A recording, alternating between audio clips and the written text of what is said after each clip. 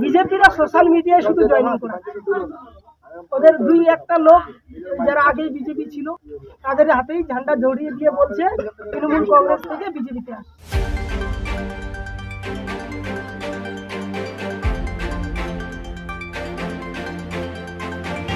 পঞ্চায়েত নির্বাচনে দিনক্ষণ ঘোষণা না হলেও যোগদান এবং পাল্টা যোগদানে জমে উঠেছে ডুয়ার্সের রাজনীতি। একদিকে বিজেপি যেমন তাদের শক্ত গাঁটি ধরে রাখতে মরিয়া, তেমনি শাসক দল তৃণমূল কংগ্রেস উঠে পড়ে নেমে পড়েছে পঞ্চায়েত নির্বাচনে ভালো ফল করতে, যে কারণে প্রায় প্রতিদিনই যোগদান ও পাল্টা যোগদান চলছে ডুয়ার্সের চা বলায়। এবার বিজেপির যোগদান সভার একদিন পরে একই এলাকায় পাল্টা সভা করল তৃণমূল কংগ্রেস।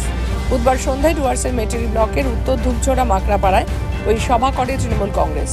উল্লেখ্য, একদিন আগে ওই এলাকায় 12টি পরিবার বিজেপিতে যোগদান করে বলে বিজেপি নেতৃত্ব দাবি করে। তার পাল্টা হিসেবেই এদিন ওই সভা করে তৃণমূলের অঞ্চল সভাপতি বাপন রায় বলেন, বিজেপি দুই একজনকে ভুল বুঝিয়ে তাদের দলে নিয়ে যাচ্ছে আর সংবাদ মাধ্যমে বেশি বেশি মানুষ বলে মিথ্যে প্রচার করছে। মাকড়াপাড়ায় যারা বিজেপিতে গিয়েছিল তারা তাদের ভুল বুঝতে পেরে আবার তৃণমূলে ফিরে এসেছে।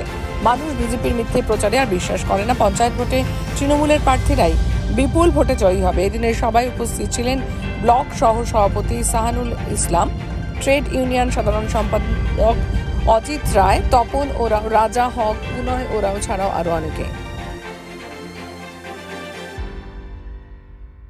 গত দুদিন আগে বিজেপি যে একটা ভুল বার্তা পুরো জিপির মধ্যে সোশ্যাল মিডিয়া ছড়াচ্ছিল যে মাকড়াপাড়ায় 11টা পরিবার বিজেপিতে তৃণমূল ছেড়ে বিজেপিতে চলে গিয়েছিল, তার পাল্টা মিটিং এখানে আমরা করলাম।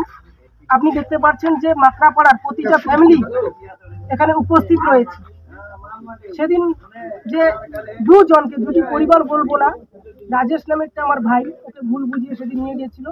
আজকে সবাই রাজেশ এরিয়ার সম্পূর্ণ লোক এবং মাকড়াপাড়ার যতগুলো ফ্যামিলি আছে সবাই আমাদের তৃণমূল কংগ্রেসের সঙ্গে এই মিটিংয়ে আছেন এবং বলবো যে যেই বিজেপির নেতারা ভুল বার্তা সোশ্যাল মিডিয়ায় ছড়িয়েছিল তারা যেন দেখুক যে মাকড়াপাড়ার প্রতিটা লোক কংগ্রেসের সঙ্গে আছে এবং থাকবে, আগামী ভবিষ্যতেও থাকবে।